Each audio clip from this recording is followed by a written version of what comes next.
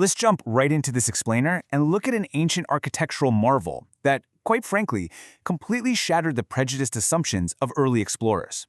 We're talking about Great Zimbabwe. It's this monumental testament to one of Africa's absolute greatest pre-colonial civilizations. So today, we're going to break down exactly how this magnificent city rose to immense power, how it actually became a massive hub for global trade, and why its true history was deliberately obscured for centuries. Just start by imagining standing right next to these monumental stone walls, reaching over 11 meters high. Guys, that's almost the height of a 4-story building. And the part that's truly mind-blowing, these walls were constructed entirely without mortar. Zero.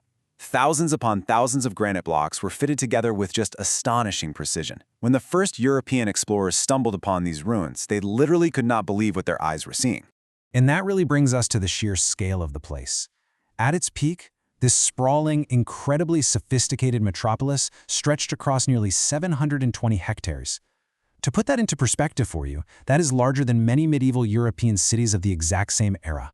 Great Zimbabwe wasn't just some small cluster of buildings. And those massive walls, archaeologists actually believe they weren't built as defensive forts in the modern sense, but rather as royal enclosures, ceremonial spaces, and these huge, powerful symbols of political authority. So, looking at our first section here, a city of stone with thriving communities, let's dig into how all of this got started. Long before European ships ever even thought about rounding the Cape of Good Hope, southern Africa was already packed with these dynamic farming communities. People were raising cattle, working iron, growing crops like millet. But, when early European explorers first saw the remnants of this massive society, they just flat out refused to believe Africans had built it. They actually invented these wild, totally unfounded theories, saying it was built by Phoenicians or that it was the lost city of the Queen of Sheba. Some even suggested mysterious visitors from distant lands. But the truth? It's much simpler and absolutely undeniable. This marvel was built by the ancestors of the Shona people. What's really fascinating here is the name itself. The word Zimbabwe comes directly from the Shona phrase Zimba za Mabwe, which beautifully translates to houses of stone. I mean, it perfectly captures the whole essence of this civilization, right? A society that started constructing this monumental stone-built city way back around the 11th century AD. Over the next few centuries, things dramatically evolved. As this timeline shows, what started as early settlements in the 11th century gradually transformed. By the time we hit the 13th and 14th centuries, Great Zimbabwe wasn't just a large settlement anymore.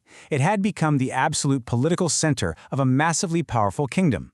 But, as you can also see, by the 15th century, the city began a period of gradual abandonment. We'll get into exactly why that happened in just a bit. First, let's move to Section 2, the Kingdom of Gold, and look at the wealth and trade that made this place so incredibly powerful. So what was the secret to all this power? Well, a lot of it lay right beneath the soil. Incredibly rich gold deposits. The kingdom amassed just massive wealth through local resources like gold, ivory, copper, and huge herds of cattle. But they weren't just hoarding it locally. They plugged themselves right into a massive Indian Ocean trade network. African merchants would carry these goods eastward to ports on the Swahili coast, like Kilwa. And we know this for sure because archaeologists have dug up imported Chinese porcelain, Persian glass, and exotic beads right there inside the ruins of Great Zimbabwe. It completely proves that this inland African city was deeply, deeply connected to the wider medieval world. And because of that booming international trade, the city absolutely thrived.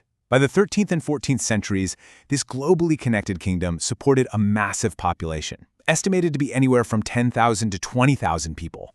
Kings ruled from those elevated stone complexes we talked about, while elite classes lived inside the monumental closures. You had specialized craftspeople working iron, shaping gold, making pottery. Controlling those vital trade routes really cemented their royal authority, making Great Zimbabwe the beating heart of a sprawling empire.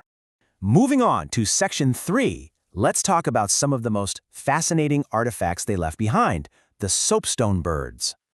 Whenever a society becomes this wealthy, they leave behind some truly remarkable artifacts. During excavations, archaeologists found exactly 8 of these incredible carved birds. Each single one of them was meticulously sculpted out of soapstone and originally stood proudly atop these tall pillars within the ruins. Now, the actual ancient meaning behind these 8 soapstone birds is still a topic of really intense fascination. Some scholars think they were symbols of royal authority. Others argue they were meant to be spiritual guardians or represent deep ancestral connections. But while experts might still debate their exact meaning, everyone agrees on their profound significance. In fact, they are so deeply significant that the Zimbabwe bird actually graces the nation's modern flag and coat of arms today. Think about that. A symbol carved centuries ago, still powerfully representing an entire nation right now. That is pretty amazing. All right, Section 4, why was it abandoned? Let's look at this gradual decline. Every great city eventually faces an inevitable chapter of change. And it's supernatural to ask, how did such a dominant, wealthy city just end? We always kind of look for that singular, dramatic event in history, right? A huge war, a devastating plague, some sudden disaster. But as we'll see, historians confirm there was no single catastrophic event that brought this kingdom down. Instead, the abandonment was the result of multiple, interacting pressures. First, you had severe environmental pressure. Trying to support tens of thousands of people in one area led to overgrazing and declining soil fertility. Add in broader changes in the regional climate, and it just became incredibly difficult to sustain that huge population. Plus, at the exact same time, those vital trade routes that brought them all that wealth, they started shifting northward toward emerging regional powers, like the Kingdom of Mutapa. So it was really this slow, compounding combination of economic, environmental, and political changes that caused the city to gradually empty out in the 1400s.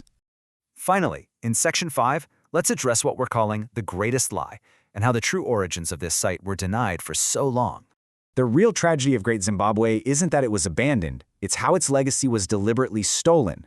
For decades, excavations that clearly pointed to an African origin were just completely ignored or dismissed by colonial-era scholars, who flat-out refused to accept African greatness.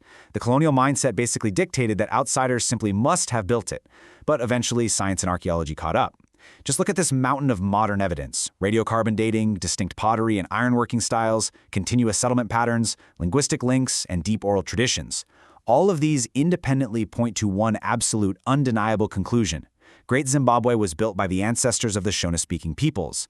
Today, this is accepted by the overwhelming majority of historians and archaeologists worldwide. The hard evidence completely dismantled the prejudice. I want to leave you with this really powerful thought from our source material today. Great Zimbabwe wasn't forgotten because it lacked greatness, but because the world had to wait for the evidence to speak louder than prejudice. History, ultimately, isn't just a record of what happened. It's heavily influenced by who's willing to give credit where it's due. So I'll leave you with this question. How many other magnificent historical truths are still out there, sitting silently, just waiting for the evidence to finally speak louder than our preconceived prejudices?